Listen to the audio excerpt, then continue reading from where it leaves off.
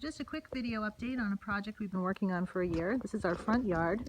It was lawn up until last spring when we sheet mulched it to kill the grass. And this spring we're doing some more landscaping and putting in some permaculture-based beds of perennials and trees. So first we have 2 cherry trees that we put in side by side. Move some comfrey into the base of the trees to help bring up some nutrients from way down deep. We have a ground cover that has been spreading and we're just kind of letting it because for the spring we've noticed that the bees are really into this and we don't want to pull it up and take away their first food source. Got some violets going on in there. Some more ground cover on this side, and over the winter we created this path just by using this space in the way that was most natural to us. So we decided to leave it as a path, and we're using decomposed bark mulch that was dropped off by the tree cutting companies. It's been about a year. It's really broken down really nicely, so we're lining the paths with that to let it turn into more soil and to keep a nice clear path.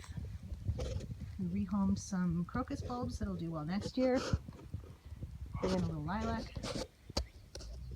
And then across on the other side, we've got some sheet mulch going on. We had some bare dirt that was really hard packed and we want to give it a little bit more moisture hold. So down there we have comfrey with our cherry tree. Path coming up. Got some herbs over there, some lavender, some thyme,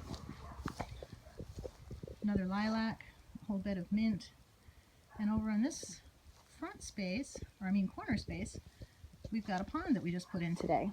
We found some rocks that we've dug up from the various holes we've been using for trees, lined it with a little bit of scrap pond liner, and put in a habitat for some frogs to come in. Kids built some rock cairns. We've got some bulbs coming up from last year.